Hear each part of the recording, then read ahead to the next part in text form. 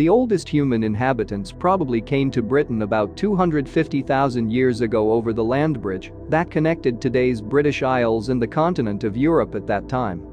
The so-called Iberians reached Britain between 3500 and 3000 BC, probably coming from the Iberian Peninsula. Both the Iberians and the so-called Beaker people settled in the south of England. The Iberians used stone and bone tools, while the Beaker people brought the knowledge of bronze to Britain. Soon after 700 BC, Celtic tribes began to invade Britain. Between 700 and 100 BC, they settled the whole of Britain. They formed tribal kingdoms that were frequently at war with each other. The Celtic tribes were ruled by two classes, warlords and priests. Their religion is Druidism. Druids believe in the immortality of the soul. When someone dies, his soul moves to a newborn baby. They were assisted by sorcerers. They believed to have power over the stars and the universe, and to have the power to cure diseases. Britain became a sphere of Roman interest in the 1st century BC because of the mild atmosphere and the abundance of crops.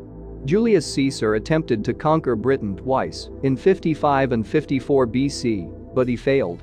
His main aim being to prevent the Britons from providing their kinsmen in today's France with military aid. The actual Roman conquest of Britain was by the Emperor Claudius that took place in 43 AD. The problem is, the Romans were able to colonize Britain and Ireland, but not Scotland. The Scots furiously resisted the Romans' invasion. After crushing the Britons' resistance, the Romans Romanized the southern areas. They imposed their civilization and way of life on native people. Northern Britain and Wales were placed under military control, and the natives were allowed to carry on with their own way of life. The Romans withdraw behind the Hadrian's Wall for several reasons, mainly to stop the Scots' attacks from the north and Britons and to secure themselves, while sending the army back to Rome, which was under the German attacks. The Roman rule in Britain declined towards the end of the 4th century as the whole Roman Empire was falling apart. Anglo-Saxons were Germanic tribes living in today's northern Germany and Denmark. They had already started attacking the south coast of Britain in the 3rd century, but in the 5th century, they conquered and settled the whole of today's England. They destroyed the Romano-British civilization and established their own agricultural one. In the course of the 6th century, a number of rather unstable kingdoms arose in England. 4 of them successively held supremacy over the others: Kent, Northumbria, Mercia and finally Wessex. Christianity reached England from Ireland and from Rome at the end of the 6th century at the hand of St. Augustine converting King Ethelbert of Kent. It played a highly important role in establishing medieval society and in developing the statehood in England. The church served as the model for feudal kingdoms and gave kingship a sacred character. The Vikings came from Scandinavia. They were similar to the Anglo-Saxons, but more aggressive and warlike. Their Scandinavian language, Old Norse, was also Germanic, so that was relatively easy for them to communicate with the Anglo-Saxons who had come from Germany and Denmark years before. When Vikings attacked in their long boats, the Anglo-Saxons united under King Alfred the Great tried to fight them off. King Alfred is called the Great because he kept part of England free from Viking control.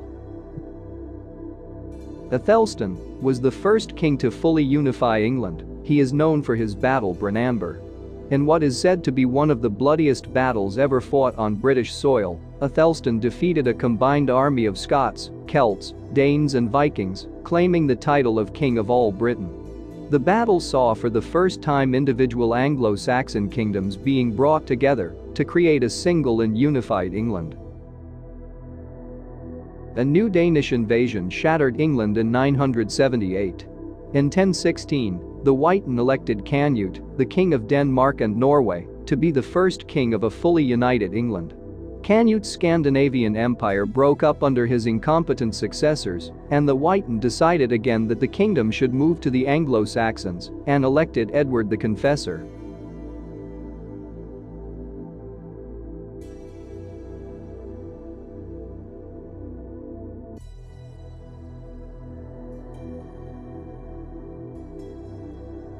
After Edward's death, the Wighton chose Harold to become the king. But the Duke of Normandy and the King of Norway claimed the English throne too, and both attacked England almost simultaneously in 1066.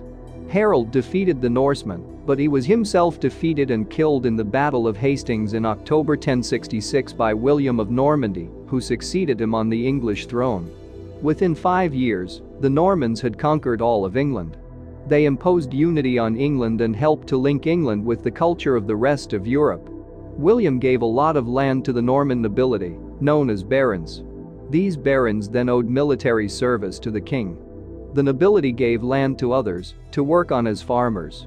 People in the village who received land had to work 2 or 3 days a week on the rich person's land or pay taxes. This system of land holding is known as feudalism. The French invaders became the upper-class aristocracy who ruled over the English.